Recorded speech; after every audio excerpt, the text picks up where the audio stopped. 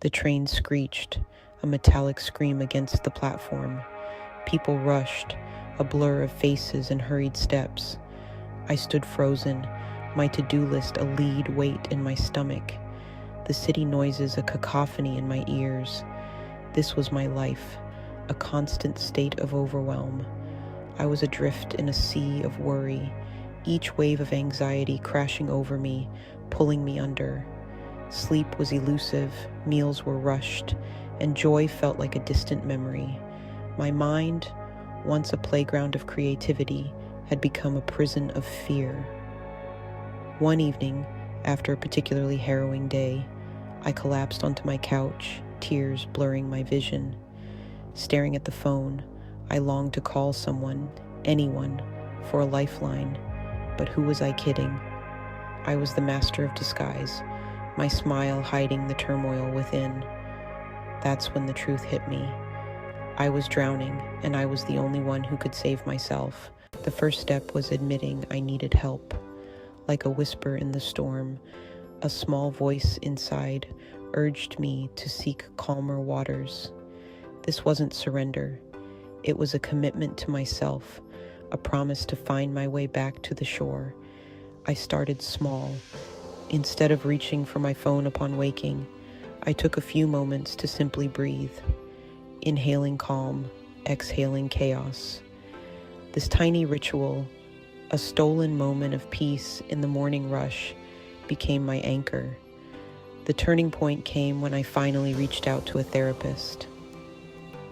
Sharing my inner world, the worries I'd kept hidden for so long, felt like lifting 1,000 pounds from my shoulders. It was the beginning of my journey back to myself.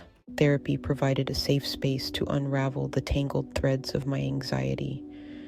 I learned to identify the triggers, the negative thought patterns that kept me trapped in a cycle of worry. It was like learning a new language, the language of self-compassion.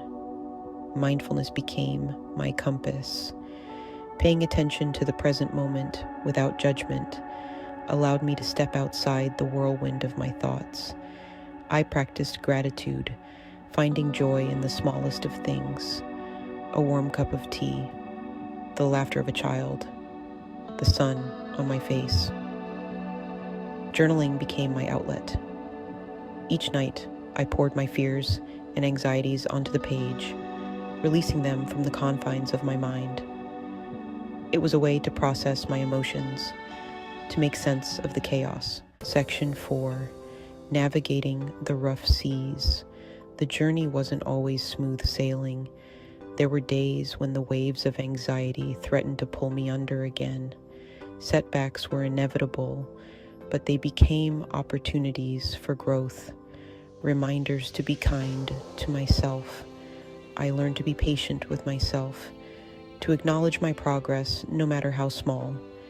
Each step forward, even if followed by a stumble, brought me closer to my goal, a life lived with intention, not dictated by fear. Support came from unexpected places, a kind word from a friend, a shared moment of laughter, the unconditional love of my dog. I realized I wasn't alone in this journey. Section 5, Calm Waters, Open Heart.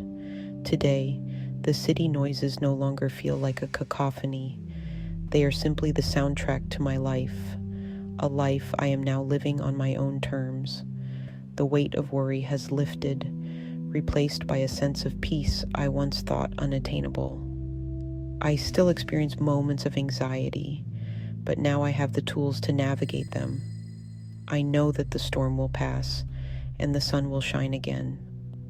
Most importantly, I have learned that my worth is not defined by my anxiety. This journey has been a testament to the resilience of the human spirit, the power we all possess to heal and transform. It has taught me that self-care is not selfish. It is essential. It is the greatest act of love we can give ourselves.